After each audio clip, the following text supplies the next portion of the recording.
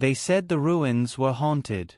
Not in the ghostly sense, though the locals swore about cold winds and disembodied whispers, but in the way things should stay buried. Anyone who poked around too long disappeared. Archaeologists went in with scanners, drones, and theories. The ruins spat back their shredded equipment like the site itself had indigestion. Treasure hunters came for relics, never returned. And me? I was the idiot who came with a backpack, a thermos of bad coffee, and the smug belief that caffeine counted as divine protection. The ruins stretched across the desert like cracked bones. Giant stone ribs, toppled towers half swallowed by sand, and the broken skeletons of machines that looked far too advanced for people who still thought spears were cutting edge. I climbed down through a fissure, brushing off grit, muttering to myself. "Great idea, Mara. Take a gap year," you said. "Do some fieldwork," you said. "Maybe write a paper, pick up an alien boyfriend. Normal students get internships. You're gonna get eaten by a haunted toaster oven." The fissure opened into a cavern. Dark, metal walls fused with stone, dripping with condensation like the place was sweating. And there, hunched like a rusted god on its knees, was a mech. It wasn't sleek or elegant, no. This thing looked like a tank mated with a cathedral, then lost a bar fight with time. Plates of armor peeled away like old bark. Its once grand visor was shattered, exposing the hollow skull of its cockpit. And yet, when my flashlight grazed it, the mech twitched. A faint vibration hummed through the floor. Then, through my earpiece, a voice that didn't belong to me whispered, static and gravely polite. "Awaiting orders, Commander. 1,000 years delayed. Standing by." I spat coffee all over the floor. Most people, faced with a talking war machine, would scream or run. Me?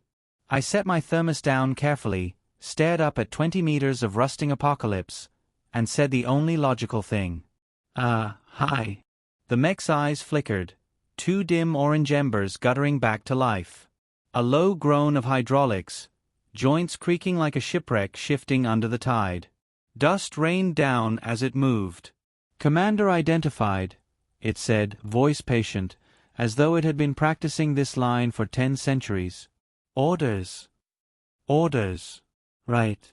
Because I, Mara Lynn, archaeology student, absolutely knew how to command a planet-killing relic.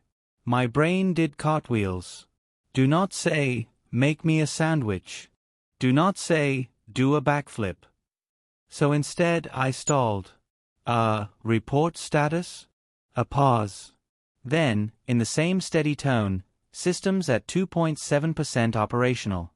Armaments offline. Strategic reserves depleted. Mission priority awaiting resupply. Awaiting command authorization.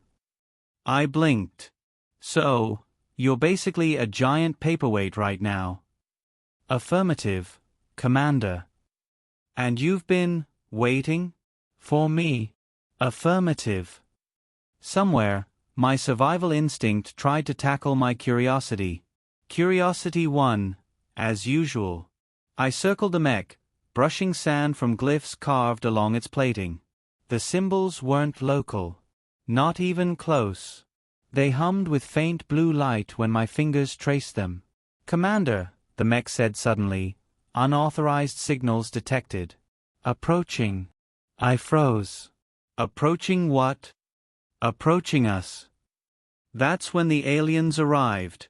Not the elegant kind you see in Hollywood's, all flowing robes and superior cheekbones. These were scavengers, literal carrion birds of the stars. Skinny frames, long talons, feathers oiled black, and beaks that clicked like knives being sharpened. I recognized them instantly. The Varin. They followed disaster like journalists followed scandal. The lead one landed in the cavern mouth, wings folding with predatory grace. His voice rasped through a translator on his chest. "Human." He sniffed, beak snapping shut. "Curiosity. Foolishness. You touched the relic." "Yeah," I said, giving them my best, totally not terrified, smile. Is there a fine I should pay, or? The Varen hissed, talons curling. That machine does not belong to you. It belongs to the galaxy. Hand it over. The mech stirred behind me. Even at 2.7% capacity, its presence filled the cavern like thunderclouds rolling in. Commander, it whispered only for me. Authorize elimination of hostile elements? Every sane instinct screamed no. But the scavenger leader's smug sneer pushed me over the edge. I tilted my head politely. Funny thing about property rights. If you sit on something for 1,000 years and no one claims it, it's salvage. Which makes this beauty legally mine. The Varen's feathers bristled. You dare? Oh, constantly. I smiled. It's a human thing. Commander, the mech hummed. Orders? I inhaled slowly, let my grin sharpen just enough. Scare them. The mech moved. Not fast, its joints screamed, metal groaning like mountains shifting, but with deliberate menace. Its visor flared, casting burning orange light across the cavern. Dust churned as it pushed itself higher, towering over the scavengers. The Varen stumbled back, wings flaring. That thing should not function. I sipped my lukewarm coffee. Guess no one told it that. Word spread. The ruins became a beacon. Not just scavengers now. Diplomats, mercenaries, scholars, spies. They all came sniffing, drawn by rumors of a human girl with a 1,000-year-old war machine answering to her voice. Some came politely. Most didn't. The mech, who I learned called itself Aegis 7, stayed close, shadowing me like a rusted guardian angel. It repaired itself slowly, scavenging nanites from the ruins, patching its plates with alien alloys like it was knitting itself a new skin. And me? I got very good at smiling while making people deeply uncomfortable. At a trade delegation, a reptilian scholar hissed at me. You cannot comprehend the weapon you hold.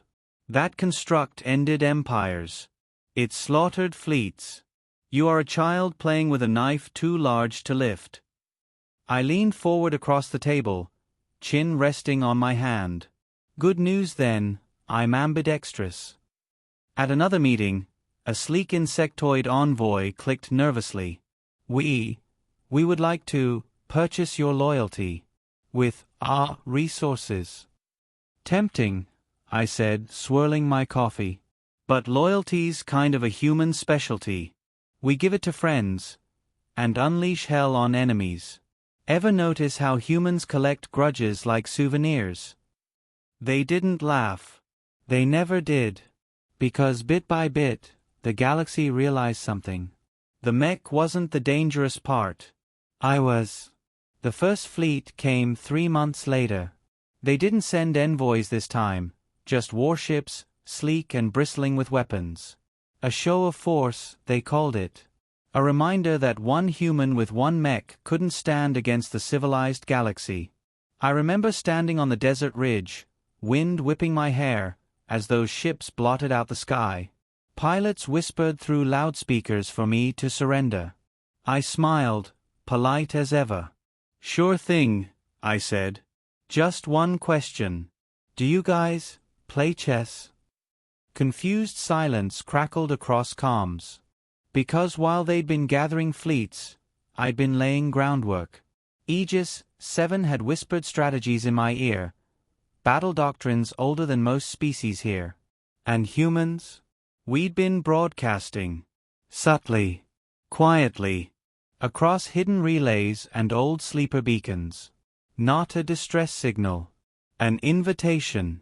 So when the fleet opened fire, the desert split apart, not from their bombardment, but from human ships uncloaking in orbit. Not a rescue. Not reinforcements. No, this had been the plan all along.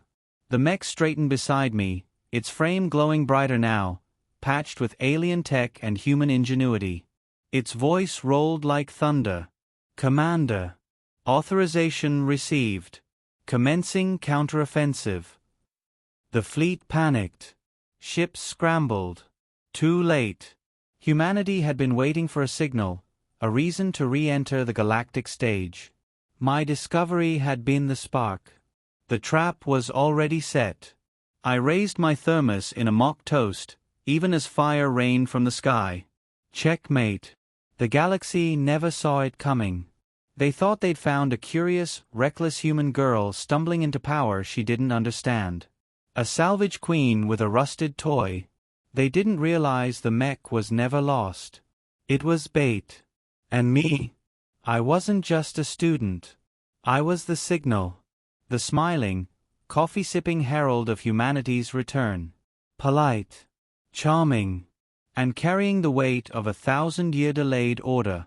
Resume conquest. Aegis, 7 whispered. And I smiled.